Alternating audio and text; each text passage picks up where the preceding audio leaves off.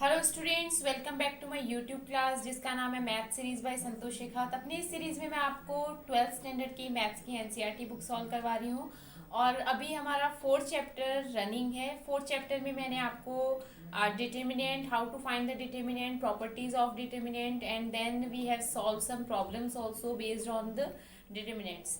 Today I will explain you the topic of minors and cofactors.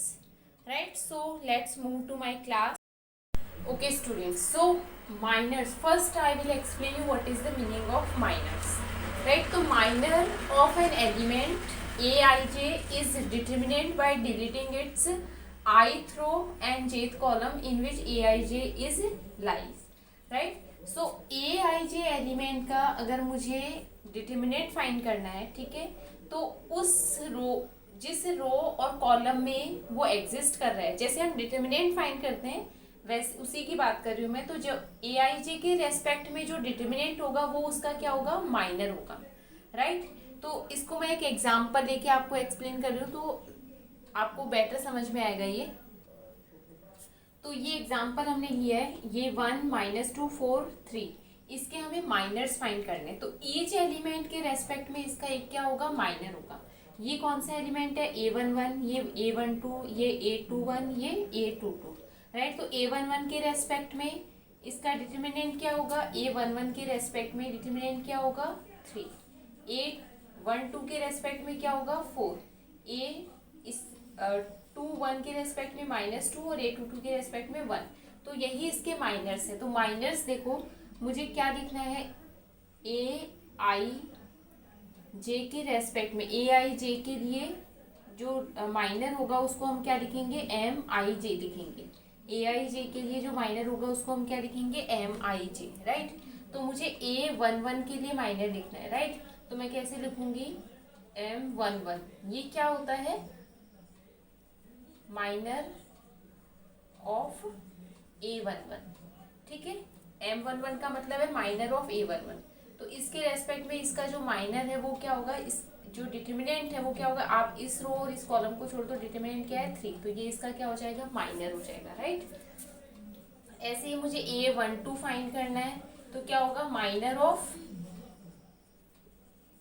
a12, इसको हम क्या लिखेंगे 1 2। ठीक है, तो क्या हो जाएगा 4।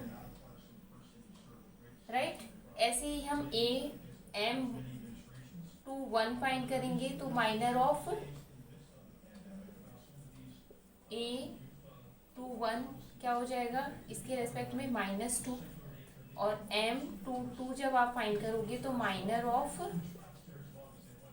a22 क्या हो जाएगा आपके पास में 1। ठीक है, तो इस तरह से हम माइनर्स फाइंड करते हैं। राइट, अगर ये 2x2 का मैट्रिक्स है तो आपके पास में m11 होगा, m12, m21, a22 होगा, मतलब 4 माइनर्स निकलेंगे। अगर ये 3x3 का मैट्रिक्स होगा तो आपके पास में 9 माइनर्स निकलेंगे। तो जितने जो ऑर्डर है उतने ही हमारे पास में क्या होंगे, माइनर्स होंगे। तो इस तरह से हम क्या करते हैं, माइनर्स फाइंड करते हैं। राइट, अब मैं आपको इसी के कोफैक्टर्स फाइंड करके बताती हूँ। तो कोफैक्टर्स जो है वो और माइनर्स, इन दोनों में क्या होता है, रिलेशन होता है।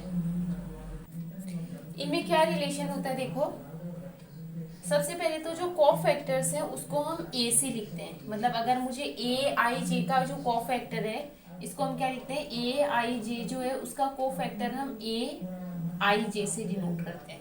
राइट, तो a11 का मतलब क्या हो गया, मैं a11 का कोफैक्टर फाइंड कर रही हूँ। राइट, तो कोफैक्टर जो है वो हम कैसे फाइंड करते हैं, -1 की पावर i प्लस जे और m11, मतलब माइनर्स जो है उसको अगर हम इससे मल्टीप्लाई कर दें, -1 की पावर i प्लस जे, और i और j की वैल्यू क्या होगी, यहाँ से आपको पता चलेगी। जैसे a11 फाइंड कर रहे हो तो i की वैल्यू भी 1, j की वैल्यू भी 1 हो जाएगी। राइट, तो इस तरह से हम फाइंड करेंगे। तो a11 आपके पास में क्या हो जाएगा, -1 की पावर 1 प्लस 1।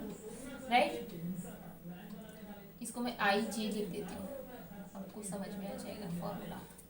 राइट, तो a11 आपको फाइंड करना है, तो -1 की पावर 1 प्लस 1 और एम आई जे, m11 मतलब m11, तो m11 की वैल्यू अभी हमने फाइंड की है क्या ये 3, तो आप इसको क्या लिख सकते हो, -1 की पावर 2 मल्टीप्लाई बाई 3, आपके पास में क्या आ जाएगा 3, राइट।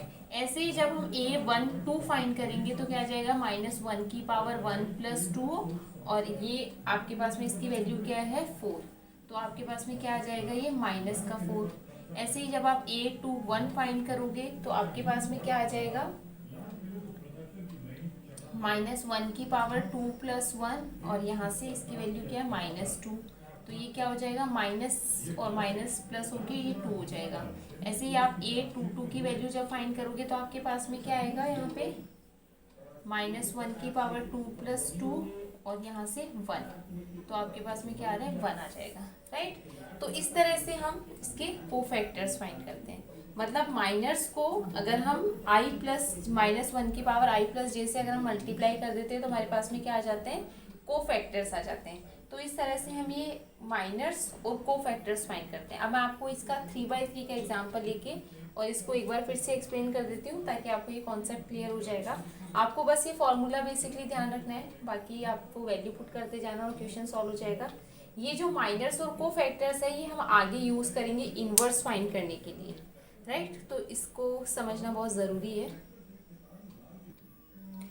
तो अब हम इसके माइनर्स फाइंड करते हैं। तो मुझे M11 फाइंड करना है। ये 3/3 का मैट्रिक्स है तो हमारे पास में 9 माइनर्स होंगे ईच एलिमेंट के रेस्पेक्ट में। तो M11 का मतलब क्या हो गया, 1 के रेस्पेक्ट में, ठीक है। 1 के रेस्पेक्ट में हमारे पास में डिटरमिनेंट क्या बनेगा, 5 -1 1 2, राइट।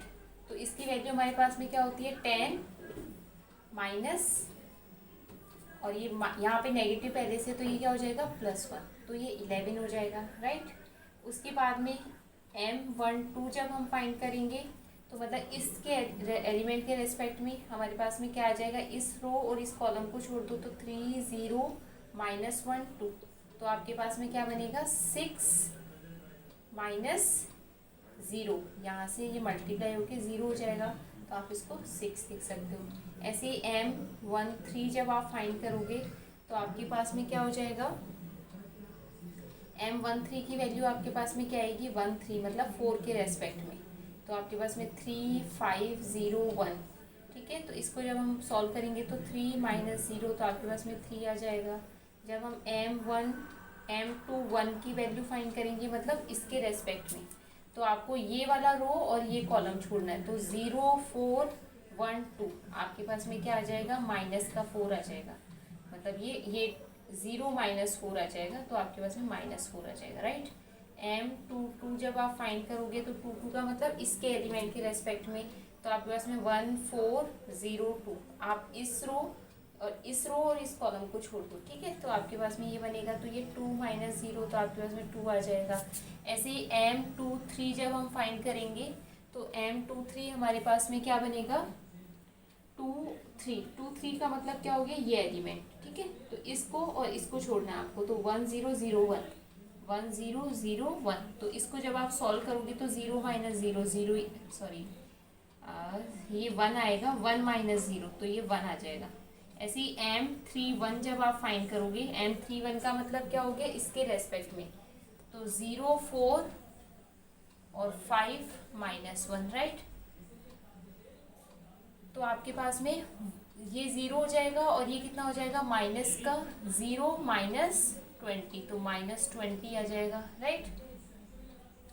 इसके बाद में जब हम इसका M32 जब फाइंड करेंगे तो M32 जब हम फाइंड करेंगे इसका, तो हमारे पास में क्या आएगा 32 के लिए 32 मतलब ये वाला एलिमेंट, राइट।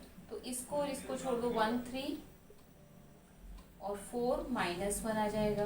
तो इसको जब आप सॉल्व करोगे तो क्या आएगा -1, ये मल्टीप्लाई ये -1 और दिस मल्टीप्लाई विद दिस -12, तो -13 आ जाएगा आपके पास में, राइट। ऐसे ही आप M33 जब फाइंड करोगे तो आपके पास में क्या आएगा 1 0 3 5, राइट। तो 5 -0 5 -0, तो आपके पास में क्या आ जाएगा 5। तो इस तरह से हमारे पास में ये माइनर्स आ जाएंगे, राइट। ये माइनर्स जब आप फाइंड कर लोगे तो उसके बाद में आप कोफैक्टर्स फाइंड कर सकते हो, राइट।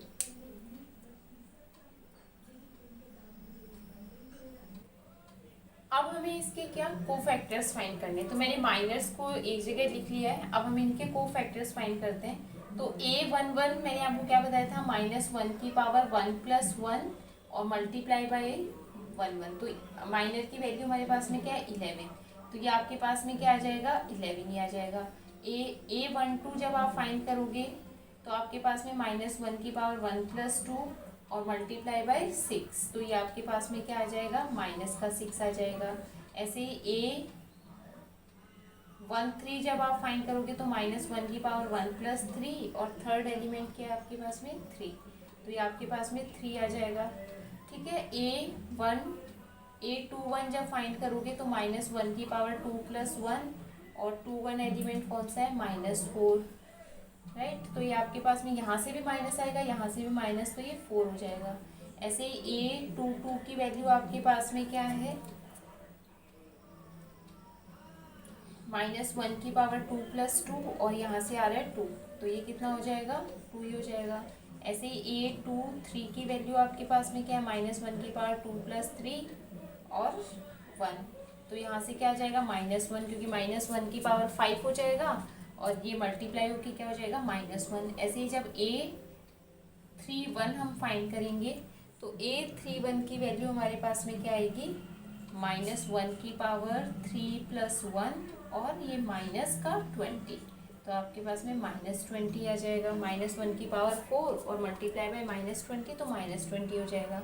ऐसे ही a32 की वैल्यू जब हम फाइंड करेंगे तो -1 की पावर 3 + 2 मतलब -1 की पावर 5, तो नेगेटिव आएगा यहाँ से, और 32 एलिमेंट कौन सा है -13, तो माइनस माइनस क्या हो जाएगा प्लस हो जाएगा, तो 13 आ जाएगा। ऐसे a32 जब हम फाइंड करेंगे a33 तो -1 की पावर 3 + 3 और ये एलिमेंट 5 है, तो ये आपके पास में 5 ही आ जाएगा, राइट।